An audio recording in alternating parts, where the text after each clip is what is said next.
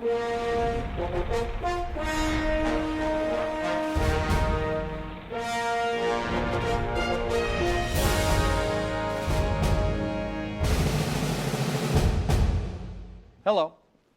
I'm Tom Rothman of 20th Century Fox. Welcome to Fox Legacy. We're glad to have you with us.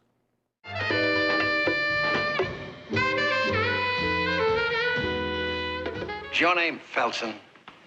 Eddie Felsen? That's right. I hear you've been looking for me. Yeah, that's right, too. Big John, do you think this boy is a hustler?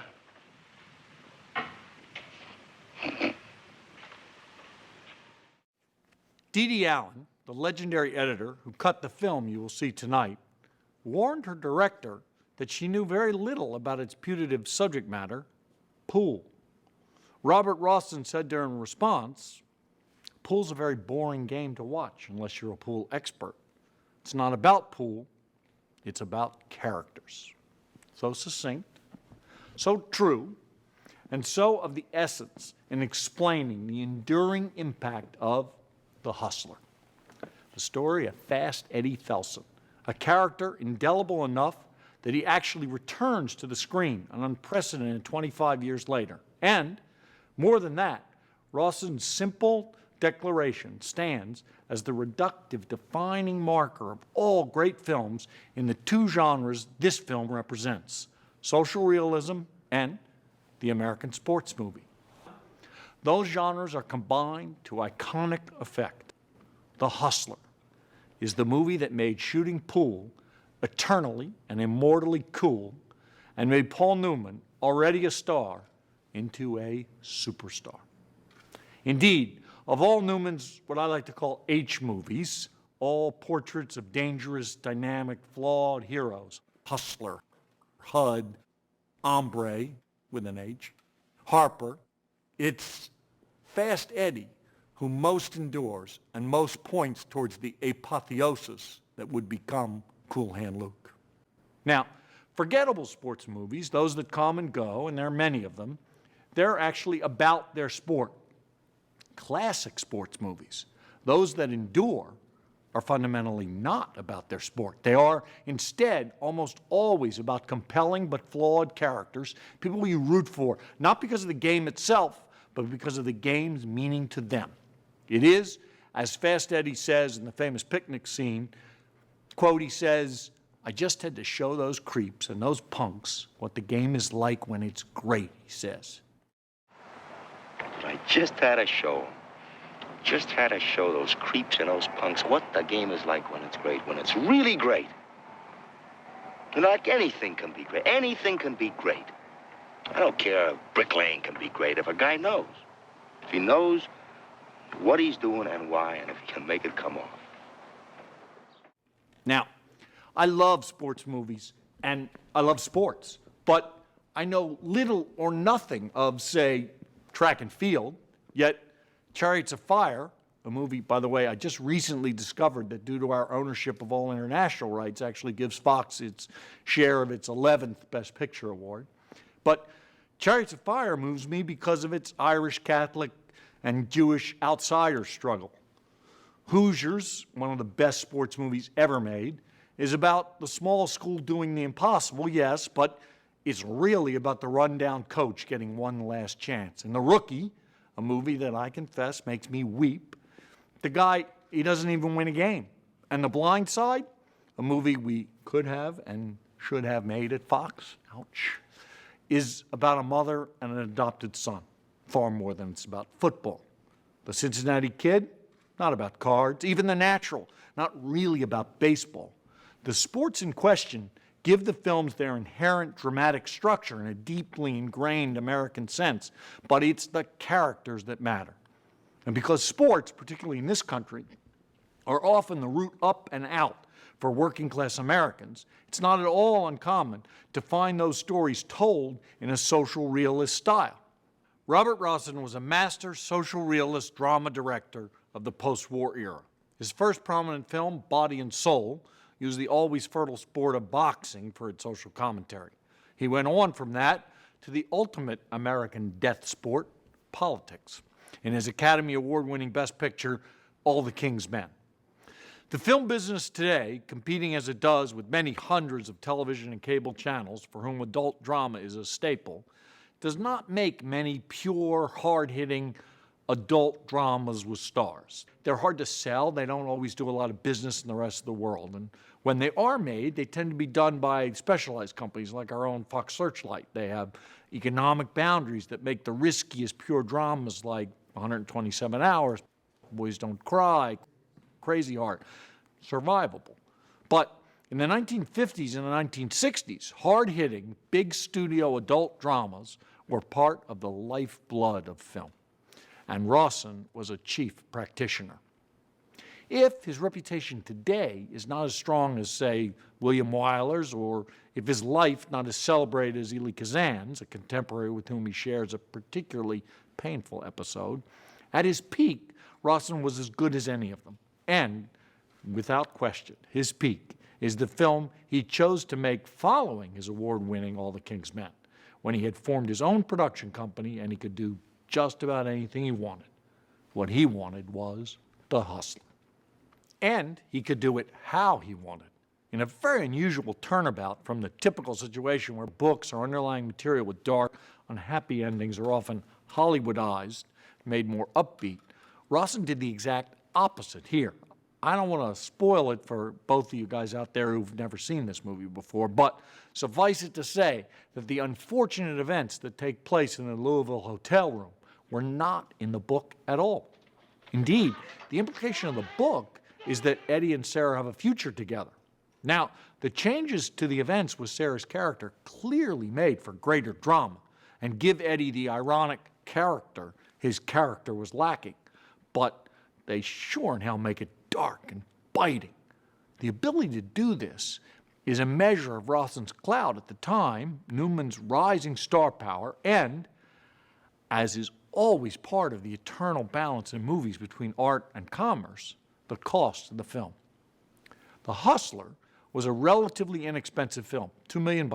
Well, to tell you the truth, that actually seems a bit more than it even maybe should have been. It was made on very few practical locations in New York City, and I actually think the film could easily still be done today on a modest Searchlight-type budget and achieve the same effect, provided, of course, you could pull off the little trick of casting the four most perfect movie stars alive.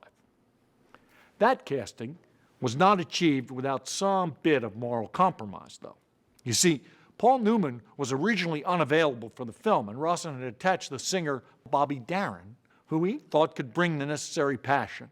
Rawson owned the material himself and was, as we say today, packaging it outside the studios to then shop to the highest bidder. That's quite common today, but it was very uncommon then. But when Elizabeth Taylor dropped out of Two for the Seesaw, the movie Paul Newman was meant to do next, Newman also bailed. He read The Hustler. Halfway through the read, he called Rawson to say yes. Now, this was great for Rawson because although Newman commanded then 10% of the profits of the film, it made the whole endeavor much more commercial and much more saleable. So he jumped at it. It's only one small problem. He neglected to tell Bobby Darin that he was no longer about to have the part of a lifetime. Poor Darin found out only when a member of the public told him so at a racetrack. This small episode leads me to confess that on Robert Rawson as a man, I have mixed feelings. I admire many of his films and outright adore the one you're about to see. He was an up-from-the-bootstraps guy, born into poverty, who himself hustled, pool, and boxed, and made a life for himself in the hardest of the arts. But he also, in the sad episode I referred to earlier in reference to Kazan, named names, and a lot of names at that, to HUAC, the House Un-American Activities Committee. The first time he was called, he refused. But 2 years later, he himself asked for another hearing, and he gave the committee the names of 50 to 60 fellow writers and artists who he said had communist affiliations. At such times, I try to keep in mind what F. Scott Fitzgerald wrote of his father's advice in the second line of The Great Gatsby. Whenever you feel like criticizing anyone, he said, just remember that all the people in this world haven't had the advantage that you have.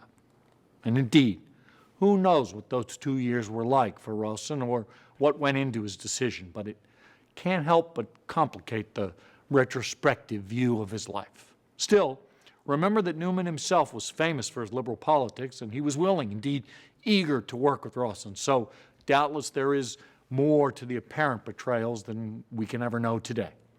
And thank goodness that Newman did so, as Fast Eddie is one of those characters with the charisma, charm, ambition, the stubbornness that reveals self-loathing, the arrogance masking latent insecurity, the genius of his gift tortured by his even greater genius for self-destruction that now can only be imagined as Newman created him.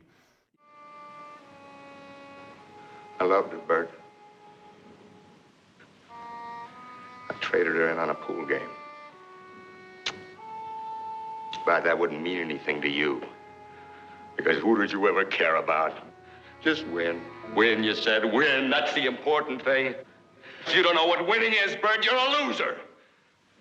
Because you're dead inside. And you can't live unless you make everything else dead around you. Even though in later years, Paul Newman would believe that he overacted a bit, as by then I think he had learned the value of simplicity in film acting. But still, few question that when he was nominated for his second Academy Award for Best Actor, he would, deservedly, win. But he did not. Maximilian Schell won for Judgment at Nuremberg. And there would be, famously, 5 more times when Paul Newman would sit in the audience for the Academy Awards as a Best Actor nominee, only to hear other winners' names called.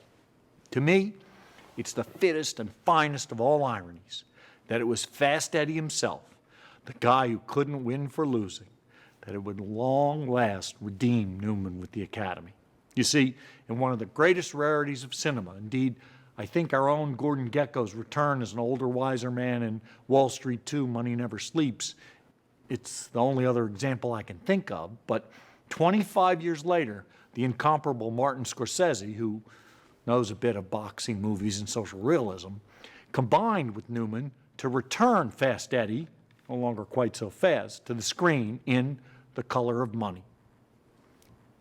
For those of you out there who like movie trivia, keep an eye out for the actual Jake LaMotta himself, Marty's Raging Bull, who appears in The Hustler as a bartender. Anyway, for some reason, which seems hard for me to fathom, but having made many mistakes myself, I must not judge, Fox is said to have passed on The Color of Money, and it went instead to Disney. But at least it got made, and it was great. And at long last, on his 7th try, Paul Newman won the Academy Award for Best Actor. Fast Eddie got his man in the end. Newman was not there to receive it, though. Having faced the bitterness of 6 losses in person, he chose to stay home in the hope of changing his luck, and so he did. You know, I got a hunch, fat man. I got a hunch it's me from here on in. 1 ball, corner pocket. I mean, that ever happened to you? All of a sudden you feel like you can't miss? Even when, as I've said, sports movies are not really about the sport themselves, the actors must nonetheless look totally convincing playing it for the audience to suspend disbelief. Newman was a terrific athlete in college, and though he'd never picked up a pool cue before the film started, he shoots with confidence and style. Jackie Gleason, on the other hand, was a famously great pool player who had himself hustled pool as a young man. But he was otherwise about as unlikely a co-star for a hard-hitting drama as could be imagined. If you're about my age, which I will not disclose, then in your 20s, you were probably watching the immortal 39 episodes of The Honeymooners on an independent television station somewhere in America. And, like me, you probably revere the great one. Indeed, my friends and I still speak to each other in Ralphisms. Bang, zoom, to the moon, one of these days. Anyway, Jackie Gleason, all giant comedic bluster and rubber-faced double-take. But for Minnesota Fats, the great one would receive his one and only Academy Award nomination for a performance that, while it does capitalize on the skill around the table and the unexpected grace and lightness of foot and form that the big man had, it's a performance that, to me, is true dramatic acting greatness. It's pure internal acting, which is the hardest film acting to do.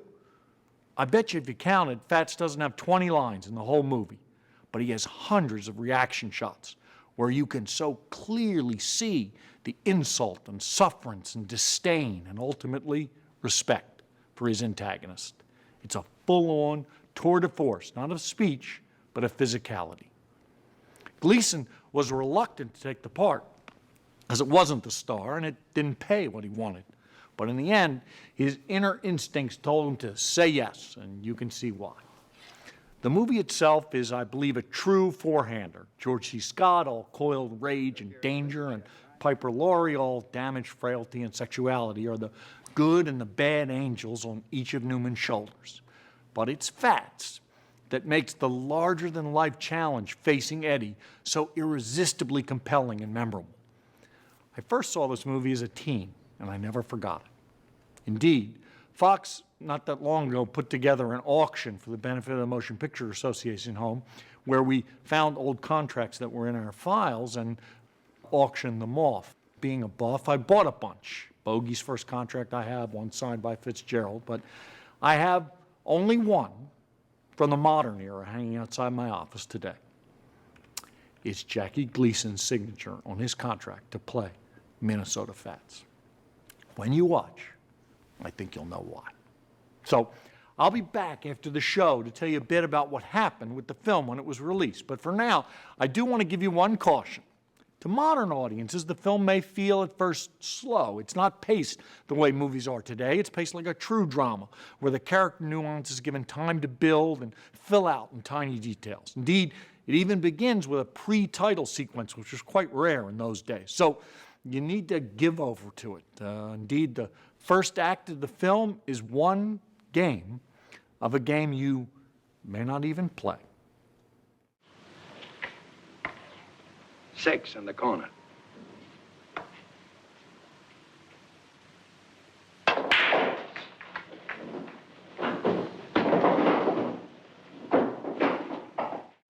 So remember, it's not about the game, it's about the characters. And the last lines of those two characters ring down through all the pool halls for the 50 years since they broke the rack. Fat man, you shoot a great game of pool.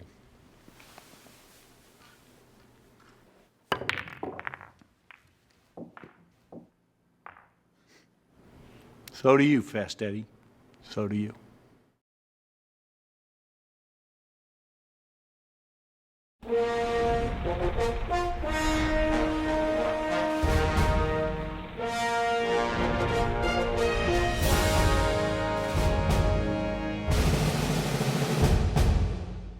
The Hustler was nominated for 9 Academy Awards, but only won 2, and there are 2 that don't exist anymore, for black and white cinematography and black and white art direction. Those separate awards were abolished in 1967.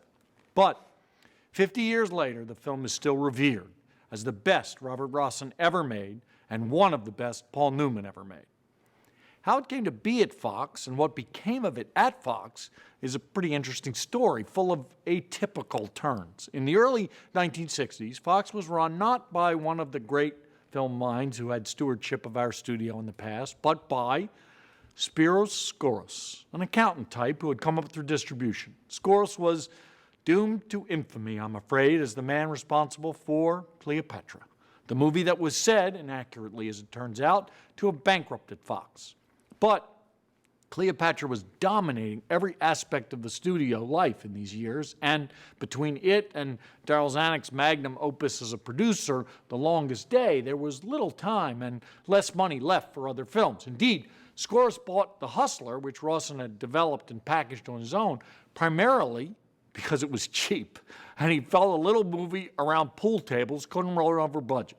It's Actually, not that uncommon for great little counter-programming films to emerge from studios that are struggling under the weight of behemoths. At Fox, for example, Patton and Tora were killing the treasury when a little low-budget war film called MASH was being made. And in my own time, when we were struggling with Titanic, we were also making a small, little, wacky, off-the-wall comedy called Something About Mary. This is why studios must always press on, no matter what the problems may be. Survive and press on. Eddie, look, I've got troubles, and I think maybe you've got troubles. Maybe it'd be better if we just leave each other alone. So, The Hustler emerged on time and on schedule with no problems. The studio felt that it could have been tightened up a bit, shortened maybe, but otherwise was very pleased despite its darkness. And then comes one of the more unusual stories of filmmaker-distributor disagreements that I know of. Look, God created the world in 7 days, and then on the 8th day, a filmmaker blamed a studio for failing to release or market their film properly. It comes with the territory. Usually, however, the complaint is that the studio failed to be aggressive enough behind the movie, failed to sell it wide enough to a big enough audience, tried to hedge or protect its bets, didn't know what it had, which, of course, sometimes is true and fair enough. But with The Hustler, the opposite happened. The studio wanted to release the movie wide to commercial audiences. The filmmakers, complaining that this was motivated by the studio's need for cash in the wake of Cleopatra problems, wanted the film to be released slowly to film festivals and art houses. And that's indeed the way it's still done today for films that need to build an audience. Searchlight does this almost always. But Fox, quote, went for it, believing that The Hustler was the rare film that's both art and commerce in one. And here's what I don't really get from the time warp of the past. The film did really well. Yeah, that made money for Fox, but also for Rawson and Newman too. But still, they were pissed off. A 1961 article following the film's release featured a spirited debate between Fox Executive Vice President Peter Levathis and Paul Newman on the release strategy for The Hustler. Levathis argued that he'd given the film the best release platform possible. Newman argued that the picture would have been even more successful if it played several film festivals and opened in a limited release. According to Newman, he said, quote, if we'd made a bad showing at the festivals, that would have been too bad, but I think it would have done well. Then with that kind of build-up, we should have given the picture a general release. Newman said, quote, Fox was too greedy for a buck to do this. Now, according to Levathis, it, quote, wasn't a matter of getting money in a hurry. We came to the conclusion that this picture had a much wider appeal than we originally thought. We believed that to open it in an art house would be to create the idea that it was only for special groups. Then you have to figure that even with a long run, you couldn't make much money. Anyway, they went back and forth and back and forth. But good old Spiros Skouras, he was pleased with the success of The Hustler and didn't give a damn about whether or not the film could have made more money with a different release strategy. He was quoted in the New York Times as saying that, and you can just hear his famous thick accent, I wish I could do it justice, that because of The Hustler, for the first time in 2 years, I'm smiling. As I've said, I've seen these disagreements many times between studios and filmmakers, but almost always with the parties on inverse sides of the argument. So this is quite unique. For reasons none of us really know today, Newman long had issues with Fox, perhaps starting with this dispute. He did make Towering Inferno and one of his very last pictures, The Road to Perdition, with us, and I hope forgave whatever the transgressions were, as he was a giant. Spiros Skouras, on the other hand, was not a giant. Diminutive in stature and, I suppose, in the long run of the studio's history, in contribution to our film legacy as well. But he nonetheless, for whatever motives and however lucky, gave us The Hustler. And when I think back on the beleaguered little man, I smile at the thought of him, quote, smiling for the first time in 2 years. And I hope he is up there smiling still. Quiet. Yeah, like a church.